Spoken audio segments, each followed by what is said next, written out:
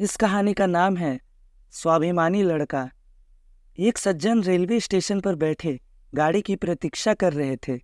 तभी जूते पॉलिश करने वाला एक लड़का आकर बोला, साहब, बूट पॉलिश कर दूं? उसकी दयनीय सूरत देखकर उन्होंने अपने जूते आगे बढ़ा दिए।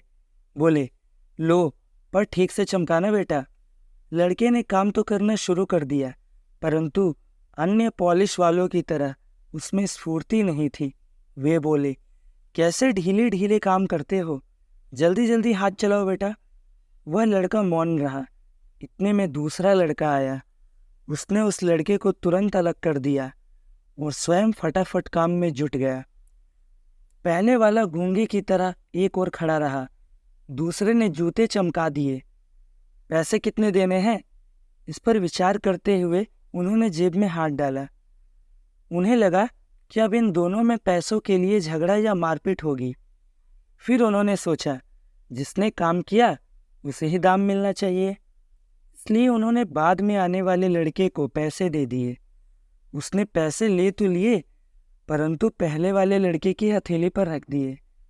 प्रेम से उसकी पीठ थपथपाई और चल दिया। वह आदमी आश्चर्यजनक नेत्रों से देखता रहा। उसने लड़के को तुरंत वापस बुलाया और पूछा, यह क्या चक्कर है बेटा? लड़का बोला, साहब, यह 3 महीने पहले चलती ट्रेन से गिर गया था। हाथ और पैर में बहुत चोटें आई थी।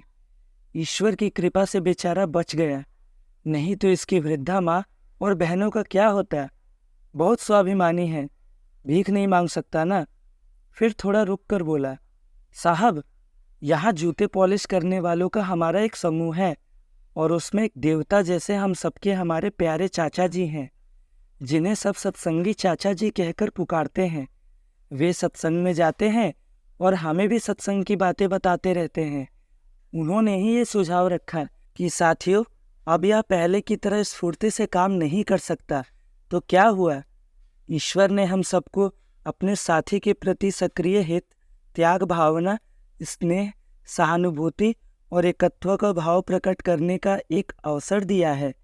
जैसे पीठ, पेट, चेहरा, हाथ, पैर भिन्न भिन्न दिखते हुए भी हैं शरीर के एक ही अंग, ऐसे ही हम सभी शरीर से भिन्न भिन्न दिखाई देते हुए भी हैं एक ही आत्मा। हम सब एक हैं। स्टेशन पर रहने वाले हम सब साथियों ने मिलकर तय किया है कि हम अपनी एक जोड़ी जूते पॉलिश करने की आय प्रतिदिन इसे दिया करेंगे और ज़रूरत पड़ने पर इसके काम में सहायता भी करेंगे। जूते पॉलिश करने वालों के दल में आपसी प्रेम, सहयोग, एकता तथा मानवता की ऐसी ऊंचाई देखकर वे सज्जन चकित रह गए और खुशी से उसकी पीठ थपथपाई और सोचने लगे, शायद इंसानियत अभी तक जिंदा है। अगर ये कहानी आपको पसंद आई हो तो प्लीज़ हमें सब्सक्राइब कीजिए और ऐसे ही वीडियोस को देखने के लिए हमारे चैनल पर प्लेलिस्ट को चेक करना ना भूलें। Thanks for watching. मिलते हैं अगली वीडियो में।